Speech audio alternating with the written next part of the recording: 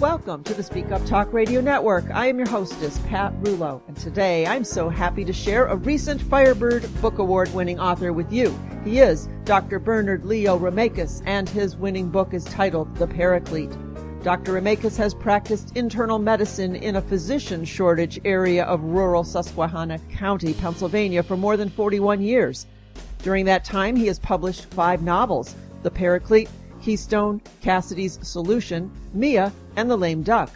Also 3 works of nonfiction, The Malpractice Epidemic, A Layman's Guide to Medical Malpractice, Medicine from the Heart, and Medicine Between the Lines. And also 1 screenplay, Mia, and 1 book of poetry, Superstar.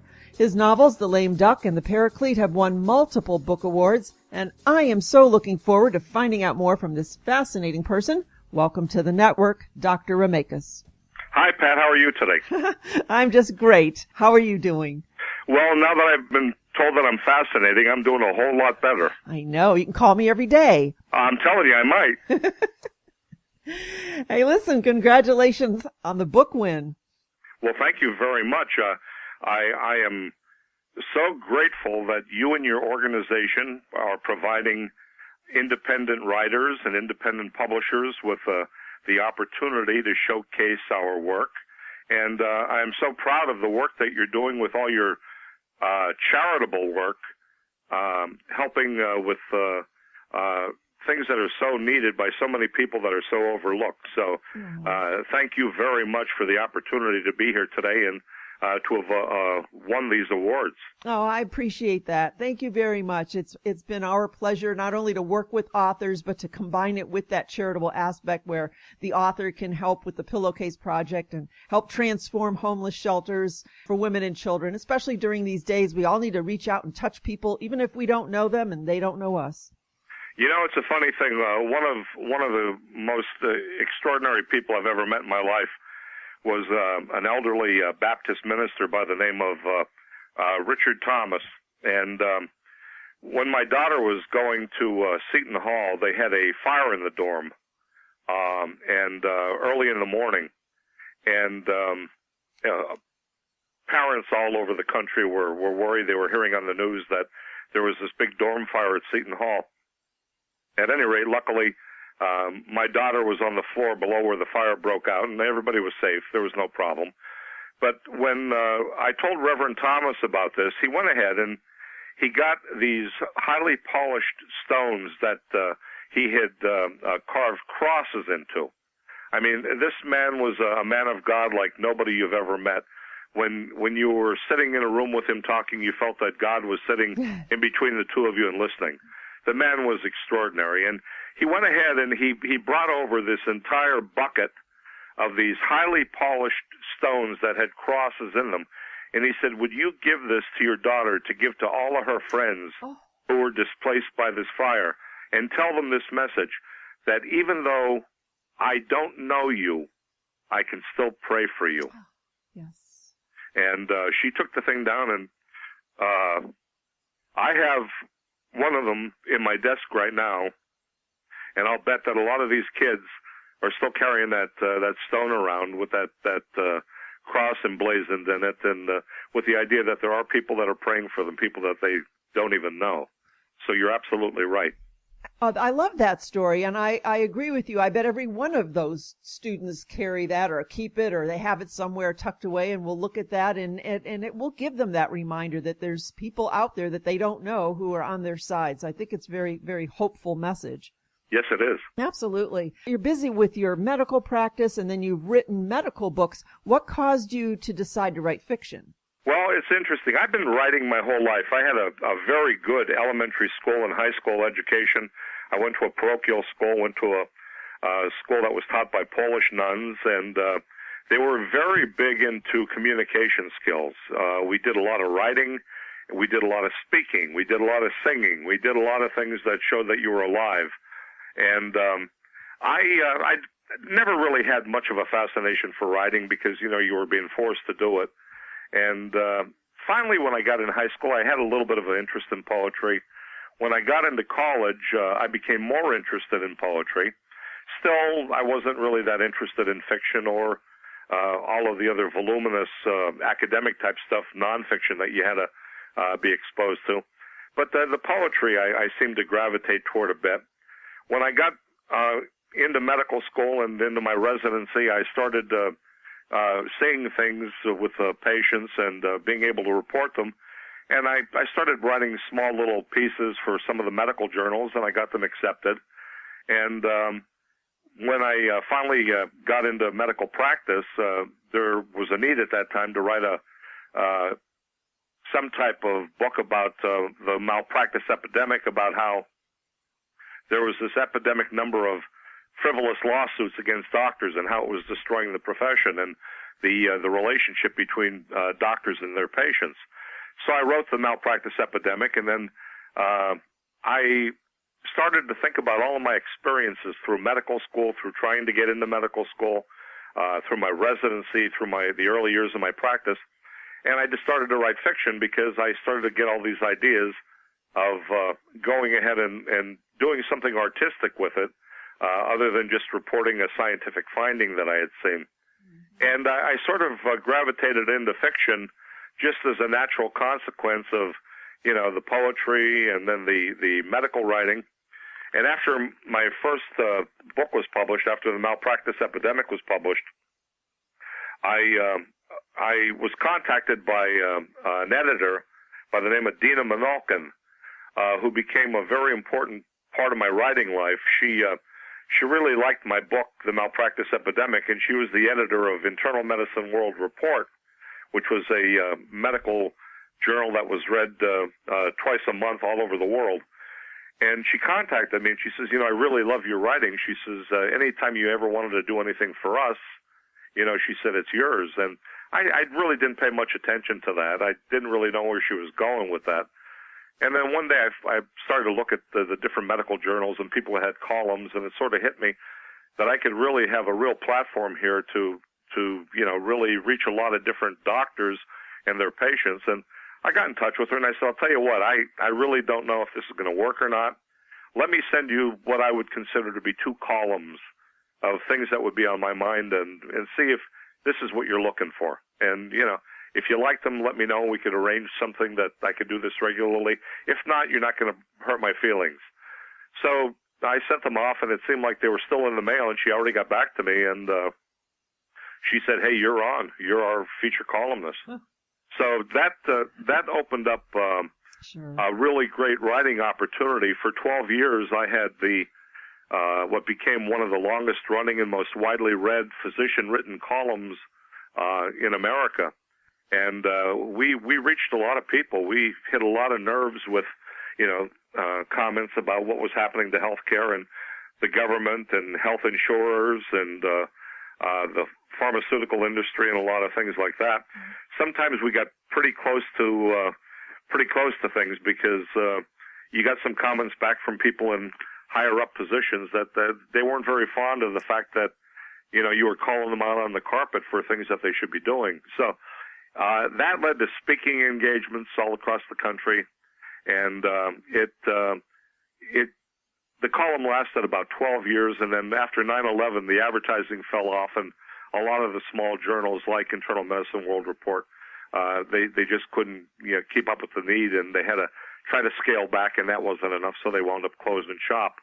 But after that was done, after every week I had to come up with something fresh about what was happening in healthcare, I had all of this energy to go ahead and start putting things down on paper, and a lot of different ideas for novels. All of a sudden I had about a dozen novels written in my head, things that something would come up and just give me a great idea for an ending to a book, and then all of a sudden I started to work backwards, and boy, here we are in a situation where you started with a perfect ending, and now you're beginning with a couple characters in the beginning and basically giving life to a couple characters and just putting on paper what happens to them naturally in the progression of their relationship from the first word of the book to the conclusion, which you've already written. Nice. And so it's been a fascinating trip as far as sitting down and looking at all different kind of things like rural medicine in the lame duck, terrorism in the Middle East, and the effects of soldiers being missing and coming home to their families in the United States in Mia. Keystone, about what it's like to be a medical student, the different things that people go through, not only trying to get into medical school, but when they finally get in. And the Paraclete, which is a total different type of thing, about pedophilia within the Catholic Church, and about one man's solution to it. So it's been interesting, and there are a whole bunch on the still on the back burners that I just, after we get through this pandemic, I'll have a little bit more time to sit down and finish the rest of the ideas that I probably started with probably about 10, 20 years ago. So it's been an interesting ride. How do you find time to write? Do you schedule it in, or when does that happen for you? Well, if you want to get something done, ask a busy person. Right. I've always had a lot of interest in life. I always had people inspiring me and encouraging me to go in the directions where my interests lie. Mm-hmm. I've always been very interested in sports, especially baseball and basketball. I was an athlete my whole life. Writing has obviously been an important part of my life. And I sort of go day by day.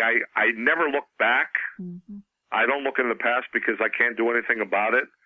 So I don't pat myself on the back and say, hey, look what I did. I won a trophy in the Little League. I don't go that direction. I don't look back and say, look at all the wonderful things I did. Because by not doing that, I can go ahead and I don't have to kick myself in the rear end every time that I make a mistake. And that happens too. So it makes it a clean slate. Every day that I get up, I have a clean slate. And I don't worry about tomorrow because I don't know where that's going. So I just concentrate on today. And when the need arises, I respond to it. I'll do anything for anybody. Anybody that needs something, as long as I believe that we're working in good faith together, I'll do anything for anybody. A number of years ago, the athletic director of the high school where my children went to school came up to me and said, boy, we're having a real tough time with our baseball program. We've won one game in 3 years. And he told me, he says, I know people that from down in Wilkes-Barre where you grew up and where you coached. I had been out of college 5 years before I started medical school. So during that time, I taught science and coached basketball and baseball in a couple different high schools. I taught college at East Stroudsburg State College, and I was a hospital lab director for a period of time. So I had a lot of different things that gave me a whole different slant on medicine before I even entered medical school. But he said, you coached. He said, you were a very successful coach. Would you ever think about coaching again? And he said, we could really use somebody up here to give us a little different direction. So I took over a program that won one game in 3 years, a high school baseball program, and I ran it for 6 years, and we wound up going to the divisions, into the divisional playoffs 4 times, and we won the whole thing the last year that I coached there. So it gave me an opportunity to be real close around my kids, be involved with my own children, to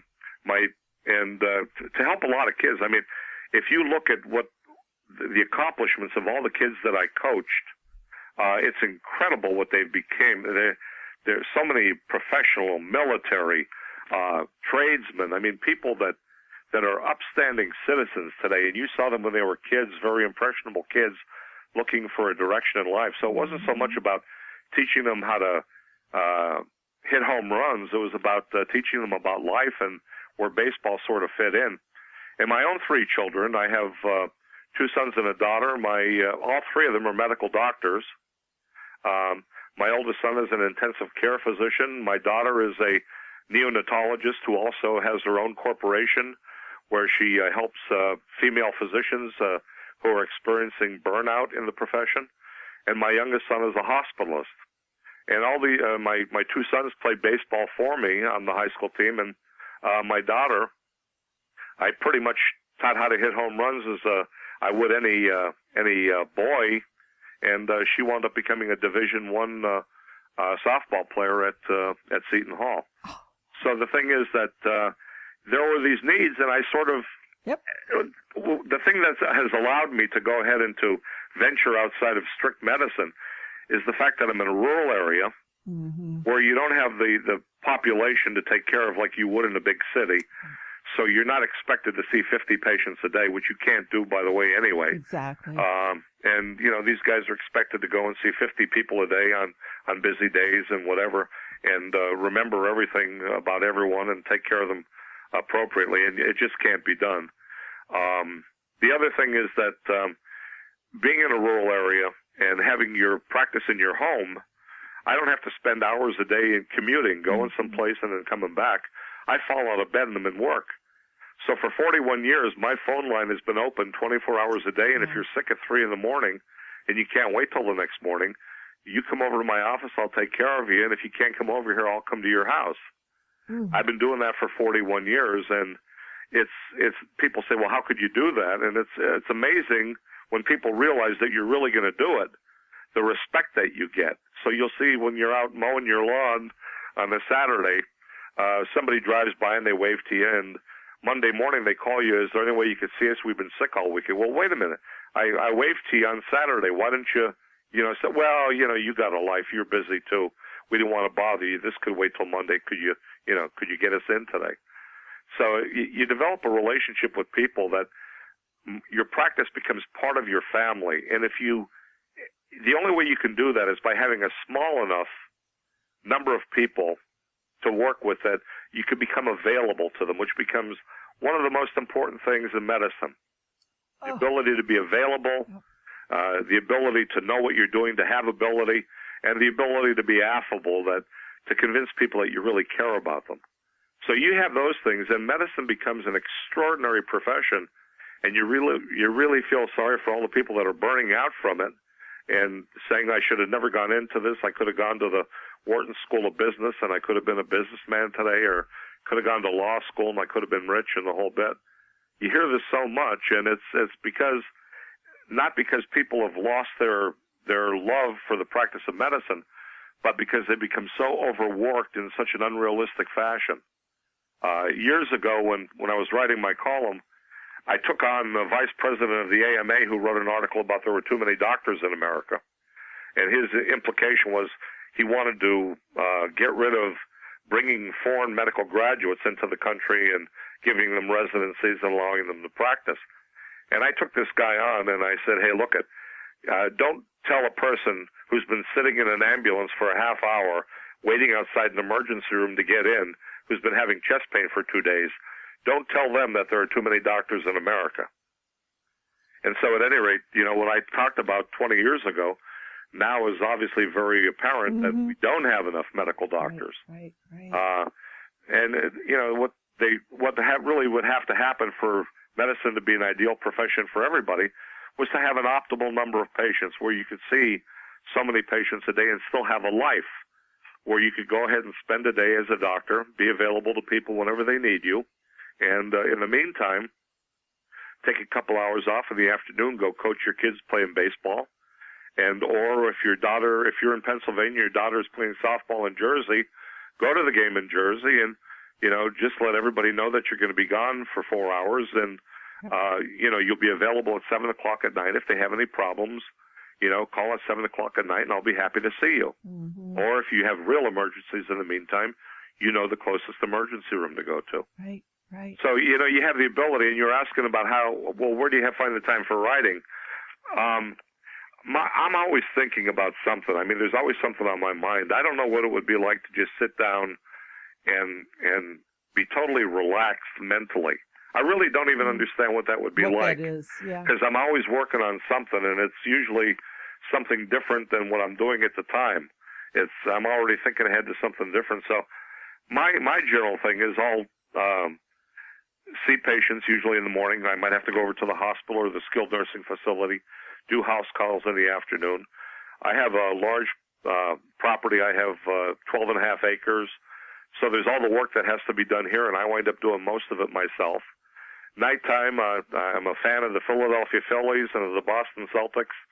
So nighttime, if there's a game on, I'll probably watch a couple innings of the game. And if my teams aren't winning, I'll probably fall asleep for about a half hour as the game progresses. And then I'll wake up probably 9, 10 o'clock at night, and I'll feel refreshed and probably watch television, have a cup of coffee or a glass of bourbon or Calvados or whatever, and probably around midnight go out and write for a couple hours. And if I'm in a zone, if I'm writing something that I'm really into, I might not go to bed till 5, 6 o'clock in the morning. And then I'm getting up the next morning, 9, 10 o'clock to start my next day. Yeah. The other thing, too, is I don't schedule patients every day. Even when I wasn't semi-retired, which I pretty much am now, when I was, admitting a lot of people to the hospital and taking care of a much larger practice than I have now, even then I would only schedule patients 1 or 2 days a week where there was an actual schedule. Because by putting down something which was highly regimented and which was workable, it allowed me all that extra time to be available for people when they were really sick, when they needed you. I mean, it's one thing to have a doctor's appointment to go get your blood pressure checked in a month. It's another thing to wake up with an asthmatic attack at 3 in the morning and not know what to do. So my ability to be there for the asthmatic at 3 in the morning is a lot more critical than having your blood pressure routinely checked. Right. So it became a matter of priorities, and the way I set my practice up, it just worked out for everybody. And like I said, when you have that sense of trust with patients, you could go ahead and you won't have the system abused. You won't have your program abused usually. And if it starts to get that way, then you discuss it with the patient that, I understand that you would prefer to see me 9 o'clock on a Friday night because all your shows are finished. But, it might be better if we could come to a different kind of arrangement. Oh, my gosh. It sounds like your business model, it could be the solution to just the upheaval that medicine and healthcare is facing today. Just everything needs to be smaller and pared down and more personal and less rushed and less overseen by bigger conglomerates, but sure. Let's hope. Well, the Paraclete too. Not only did I write it as a psychological thriller that I thought would have great appeal, not only as a book, but your pipe dream is someday as a movie. But I also had another motive in there because I'm a Catholic, and I don't like the direction of the Catholic Church. I don't like that the way things have been done, handling pedophiles within the Catholic Church, just transferring them from one church to another. And I understand what the reasons are. And the Paraclete was not only written as an exercise in a great psychological thriller, a great novel to go ahead and to get people thinking about a lot of different elements, but also to come up with some solutions for the Catholic Church on how to solve their problems. Mm-hmm. And I think that's been one of the values of the Paraclete. And I like that it's in a fictionalized form. So basically you're making your point, but in an enjoyable wrapping, let's say. Yeah, and just so that all the listeners could get an idea about the Paraclete, yes. The Paraclete's a novel that was written to be a psychological thriller, in the vein of Da Vinci Code, Silence of the Lambs, that type of thing. But interestingly, it fits into a bunch of other genres. It's a religious thriller, because there's a lot to do with the Catholic Church. It's a crime novel, because a lot of priests are unexpectedly dying. And it's even romantic suspense, because of the relationship that happens between the lead character, who's a priest, and a beautiful nun that he meets.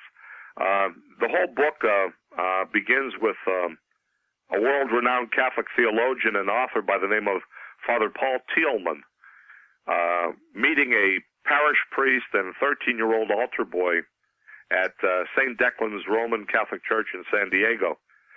Thielman has just arrived in San Diego as the book begins to embark on a round-trip cruise to the Hawaiian Islands, and has come to St. Declan's to say Mass before he leaves on his cruise. Several days after Thielman meets with the parish priest and altar boy, he arrives in Hawaii and learns that the altar boy, dressed in full religious attire, jumped to his death from the Coronado Bridge into the San Diego Bay. When Thielman hears of the suicide and later discovers that the boy took his own life because of repeated sexual abuse by his parish priest, he feels guilty that he failed to detect a pedophilic relationship during their meeting at a time when his intervention could have potentially saved the boy's life. So, guilt-ridden and despondent, Thielman consults an expert on pedophilia, an elderly priest who previously worked as a paraclete, or advocate for priests with physical and psychological impairments. After Thielman learns about pedophilia, he accidentally discovers a naturally occurring seed that grows on vines in Hawaii and contains a poison more lethal than ricin. So, armed with a container of deadly seeds and still very angry over the altar boy's death, Thielman returns to San Diego to visit the parish priest who is responsible for the altar boy's suicide. His visit there triggers a veritable epidemic of unexplained deaths among pedophilic priests in the United States.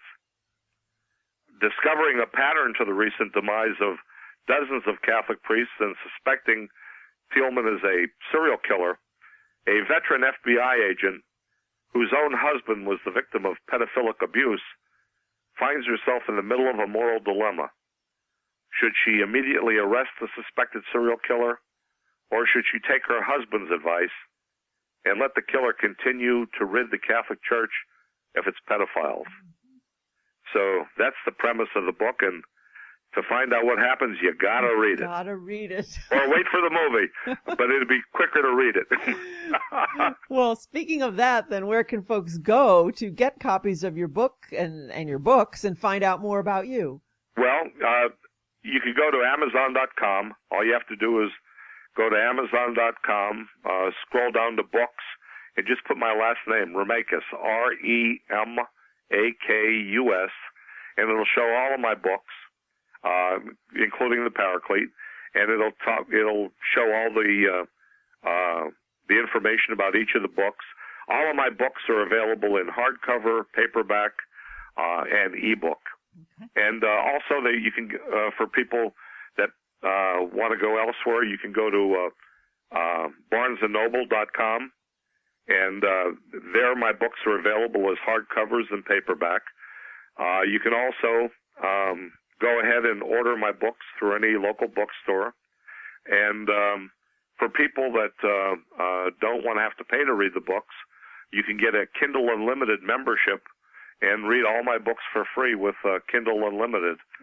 Read them as ebooks. And with all of these, a lot of people don't realize, but the Amazon and the Barnes & Noble ebooks can be read on computers. You don't need special apps or special software to be able to read it. You could download it and read it just like you would read an email. Yep. And you could adjust the size of the reading, to your visual acuity, and I have a pretty good experience just reading it from your computer. Absolutely. That's what I have all of mine delivered. When folks send books, I have them delivered to my PC and you can read it right there. Right. Yep. So the name of the book is The Paraclete, written by Dr. Bernard Leo Remakus. What a conversation today. You are just so interesting to speak to.